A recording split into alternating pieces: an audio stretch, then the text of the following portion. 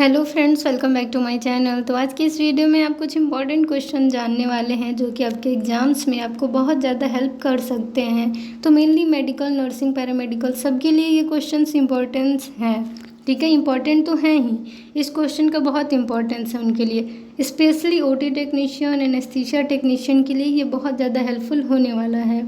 सबसे पहला क्वेश्चन हमारा है, आर्टिफिशियल प्रोस्थेसिस आर स्टेलाइज्ड बाय। तो जितने भी आर्टिफिशियल प्रोस्थेसिस होते हैं वो किसके द्वारा स्टेलाइज किए जाते हैं, ये क्वेश्चन अक्सर एग्जाम में आते हैं। तो इसका पहला ऑप्शन है बॉयलिंग, दूसरा साइडेक्स, तीसरा सप्लाइड स्टेराइल, चौथा है केमिकल स्टेलाइजेशन। तो जो आर्टिफिशियल प्रोस्थेसिस है वो मेनली इथिलीन ऑक्साइड से स्टेलाइज होते हैं। ठीक है, और केमिकल स्टेलाइजेशन में आता है तो केमिकल में हमारा क्या है, गैसियस आता है, और गैसियस से यानी गैसियस मेथड जो है स्टेलाइजेशन का, उसी से आर्टिफिशियल प्रोस्थेसिस को स्टेलाइज किया जाता है। तो हमारा D option chemical sterilisation right answer होगा। नेक्स्ट क्वेश्चन है, Divers retractor is used in. तो ये जो डिवर रिट्रैक्टर है वो किस सर्जरी में, किस तरह के सर्जरी में इस्तेमाल होता है।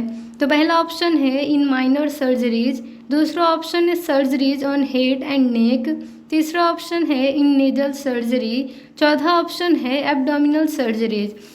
तो इसका मेनली पेट के ऑपरेशन में आप समझ सकते हैं कि डिवर रिट्रैक्टर एस शेप्ड होता है, बड़ा सा होता है। ठीक है, तो एब्डोमिनल सर्जरीज में बड़े बड़े रिट्रैक्टर्स की नीड होती है। तो एब्डोमिनल सर्जरीज यानी डी ऑप्शन इस क्वेश्चन का राइट आंसर होगा। नेक्स्ट क्वेश्चन है हमारा, मेटल इम्प्लांट्स आर स्टेलाइज्ड बाय। तो मेटल इम्प्लांट्स जो होते हैं वो किस तरीके से स्टेलाइज किए जाते हैं। पहला ऑप्शन है by dipping in Cidex for 30 minutes, यानी 2% ग्लूटाल्डिहाइड का सॉल्यूशन होता है साइडेक्स, उसमें अगर आधे घंटे के लिए आप इसे डीप करें तो क्या ये स्टेलाइज हो जाएगा। सेकेंड ऑप्शन है बाय ऑटोक्लेविंग, थर्ड ऑप्शन है हमारा इन इथिलीन ऑक्साइड यानी ईओ गैस स्टेलाइजर, डी ऑप्शन है हमारा बाय रेडिएशन। तो राइट आंसर होगा बी ऑप्शन, क्योंकि जो मेटल इम्प्लांट्स होते हैं वो स्टीम स्टेलाइजेशन के थ्रू स्टेलाइज होते हैं। स्टीम स्टेलाइजेशन में हमारा आता है ऑटोक्लेविंग। ठीक है, तो राइट आंसर बी ऑप्शन हो गया ऑटोक्लेविंग। नेक्स्ट क्वेश्चन है, which of the following term describe the amount of blood affected पर हार्ट बीट। तो इसमें 4 टर्म दिए गए हैं, बताना है कि ये जो लाइन है हमारा the amount of blood affected पर हार्ट बीट, तो वो किससे मैच कर रहा है, किसका मतलब होगा। स्ट्रोक वॉल्यूम का मतलब होगा, या आफ्टर लोड का मतलब होगा, या कार्डियक आउटपुट का मतलब होगा, या वाइटल वॉल्यूम का मतलब होगा। ठीक है, यानी पर हार्ट बीट जितने अमाउंट में ब्लड जो है एक जगह से दूसरी जगह पंप हो रहा कह सकते हैं, या फिर वो ट्रांसपोर्ट हो रहा है, तो इसे क्या कहते हैं। तो मेनली ये कार्डियक आउटपुट है। ठीक है, अमाउंट ऑफ ब्लड तो हमारे बॉडी में कहें तो 5 से 6 लीटर ब्लड होते हैं। ठीक है, और अगर हार्ट बीट देखें 1 मिनट में तो 72 टाइम्स होते हैं। ठीक है, तो यहाँ पे हमारा जो है इसका राइट आंसर होगा C option cardiac output. Next question है हमारा, protamine sulphate is antidote of. तो प्रोटामीन सल्फेट किसका एंटीडोट है। पहला ऑप्शन है इंसुलिन, दूसरा ऑप्शन है हिपेरिन, तीसरा ऑप्शन है सेफिजोल, और चौथा ऑप्शन है एस्पिरिन। राइट आंसर होगा B option heparin. Heparin natural anticoagulant है। ठीक है, और इसका जो एंटीडोट है वो है प्रोटामीन। नेक्स्ट क्वेश्चन है, the negative pressure in suction machine is. तो हमारा क्वेश्चन है कि सक्शन मशीन का निगेटिव प्रेशर कितना होता है। तो ये आपको कमेंट सेक्शन में कमेंट करके इसका आंसर बताना है, और अगर इसका आंसर आप लोग को नहीं पता होगा तो आप कमेंट सेक्शन में कमेंट करिएगा। मैं नेक्स्ट वीडियो में इस क्वेश्चन को डिस्कशन करके इसका आंसर बता दूंगी। अब हमारा नेक्स्ट क्वेश्चन है, in ventricular fibrillation first treatment is. तो वेंट्रिक्यूलर फिब्रिलेशन में सबसे पहले आपको क्या करना चाहिए, क्या ट्रीटमेंट होगा सबसे पहला आपका।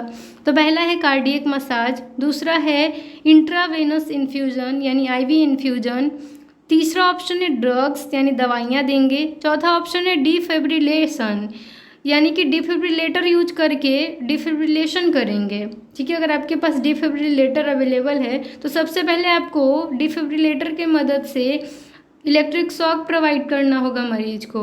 तो ये हमारा 27 जो क्वेश्चन है उसका राइट आंसर होगा डी ऑप्शन। अब हमारा नेक्स्ट क्वेश्चन है position used for nephrectomy is. तो नेफ्रेक्टमी यानी कि किडनी रिमूवल सर्जरी में कौन सा पोजीशन मेनली प्रीफर करते हैं, यूज करते हैं? पहला है लिथोटमी, दूसरा है सुपाइन, तीसरा है लेटरल, चौथा है ट्रेंडलेनबर्ग। तो राइट आंसर होगा इसमें सी ऑप्शन लेटरल। तो मेनली किडनी के लिए, किडनी की सर्जरी के लिए लेटरल पोजीशन ज़्यादा प्रेफर करते हैं। कोई कोई सर्जन सुपाइन पोजीशन भी प्रेफरेंस में रखते हैं, लेकिन इसका आंसर होगा लेटरल। सुपाइन या लेटरल हो सकता है, लेकिन ज़्यादा जो सही आंसर है वो है लेटरल। नेक्स्ट क्वेश्चन है for laparoscopic cholecystectomy patient is positioned on OT table in. यानी कि लैब कोल्सिस्टेक्टमी, दूरबीन की मदद से पित्त की थैली में अगर मान कर चलिए स्टोन हो गया या फिर इन्फ्लामेशन हो गया, कुछ भी दिक्कत हो गया जीबी में, गॉल ब्लैडर में, तो उसको निकालने के लिए ऑपरेशन की जाती है, जिसे कोल्सिस्टेक्टमी कहते हैं।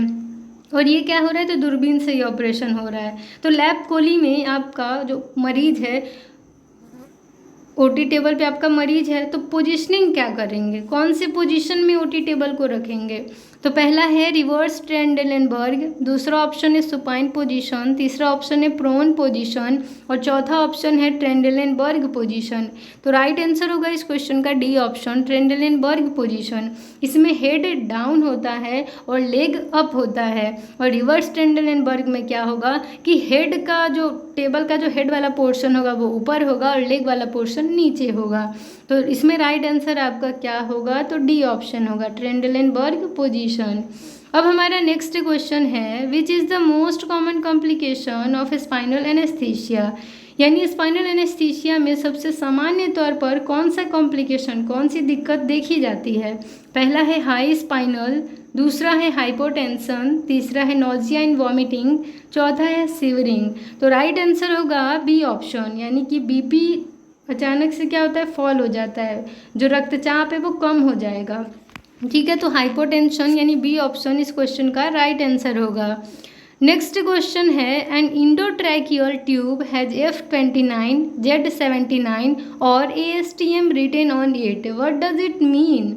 यानी कि इंडोट्रैकियल ट्यूब आपने देख रखा है, ठीक है, ओटीज़ में देखा होगा, आईसीयू में देखा होगा, वार्ड्स में भी होते हैं, ठीक है, इंट्यूबेशन के लिए।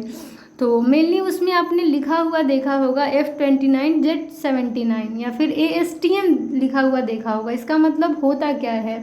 तो पहला ऑप्शन है ED tube is made up of PVC, polyvinyl chloride से ईडी ट्यूब बना हुआ है।